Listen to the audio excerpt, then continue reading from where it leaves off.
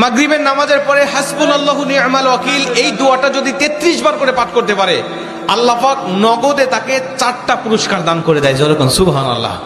এবং এই পুরস্কারগুলো আপনি নিজের চোখে দেখতে পারবেন যে হাসবুনাল্লাহু নি'মাল ওয়াকিল এই দোয়াটা পাঠ করার কারণে আল্লাহ পাক আপনাকে কি কি বেনিফিট দান করেছে।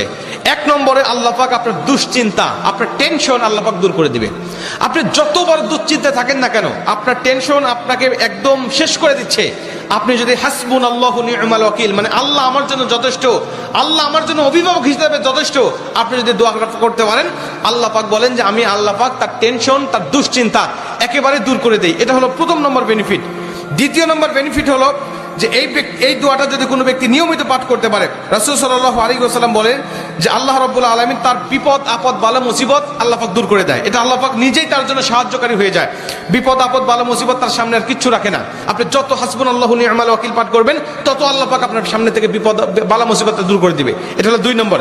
3 নম্বরে নবীজি সাল্লাল্লাহু আলাইহি ওয়াসাল্লাম বলছেন, যে ব্যক্তি হাসবুনাল্লাহু নি'মাল ওয়াকিল বেশি বেশি পাঠ করবে, আল্লাহ রাব্বুল আলামিন সে যদি কারোর দ্বারা জুলুম শিকার হয়ে থাকে, সে মাজলুম, তার উপরে কেউ জুলুম করেছে, তার উপরে কেউ কষ্ট দিয়েছে, তাকে এই কষ্টটা সে পেয়ে আল্লাহ পাকের কাছে হাসবুনাল্লাহু নি'মাল ওয়াকিল পাঠ করেছে, আল্লাহ পাক বলেন নিজেই আমি ওই মাজলুমের পক্ষে হয়ে যাই, জালেমের বিপক্ষে আমি আল্লাহ নিজের অবস্থানটা দাঁড় করায় দেই। যেরকম সুবহানাল্লাহ।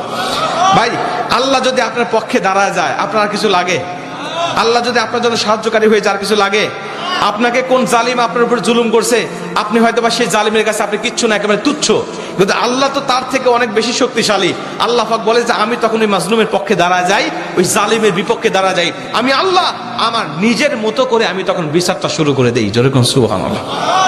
এজন্য যদি কেউ আপনার উপর জুলুম করে, আপনি হতাশা হবেন না, আপনি কষ্ট পাবেন না, আপনি আসমানের দিকে মুখটা উঁচা করে বলবেন হাসবুনাল্লাহু নি'মাল ওয়াকিল নি'মাল মাওলা ওয়া নি'মান নাসির।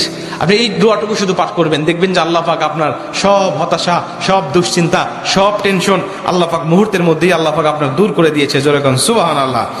এবং 4 নম্বরে রাসূল সাল্লাল্লাহু আলাইহি ওয়াসাল্লাম বলছেন যে তাকে আল্লাহ পাক দুনিয়া এবং আখিরাতের কল্যাণগুলো আল্লাহ পাক তাকে দান করে দেয়।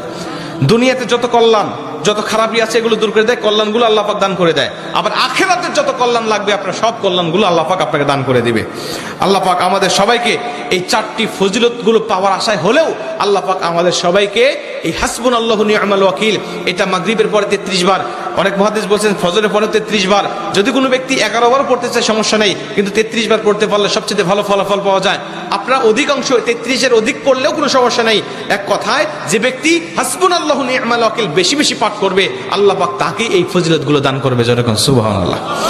যতগুলো আমলের কথা বলা হয়েছে, আল্লাহ পাক আমাকে সহ সবাইকে আমল করার তৌফিক দান করুক। জোরে বলেন আমিন।